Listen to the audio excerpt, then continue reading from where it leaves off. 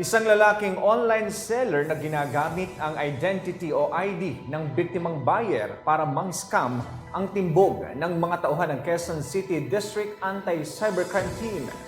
Nahaharap ngayon ang suspect sa paglabag sa Article 17.8 ng Revised Penal Code na using fictitious name and concealing true name at computer-related identity theft sa ilalim ng Republic Act 10175 or Cybercrime Prevention Act of 2012.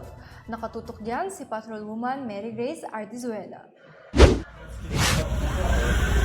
Isang entrapment operation ang kinasa ng mga tauhan ng Quezon City District Anti-Cybercrime Team na pinamunuan ni Police Major Eric C. Casabal sa ilalim ng pangasiwa ni Police Colonel J.D. Guillermo na nagresulta sa pagkaaresto ng suspect na kinilala bilang si alias JR, 27 anyos at residente ng Tondo, Manila.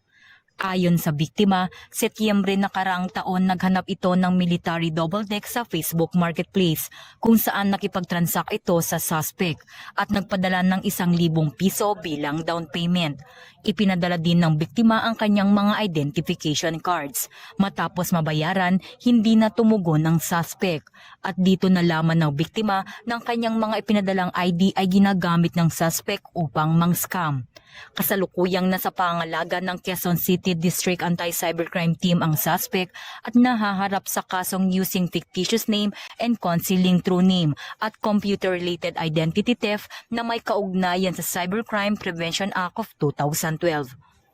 Paalala po muli sa ating lahat na maging mapanuri lalo na sa pagkakaroon ng transaction via online. Tandaan po natin na laganap ngayon ang ganitong modus online. Mas mabuti po na tayo ay makipag-transact personally para makaiwas sa scam. Mula dito sa Campo Crame, ako si Patrolwoman Mary Grace Artizuela, nagbabalita para sa Police News Network, Alagad ng Batas, taga-taguyod ng Balitang Pulis.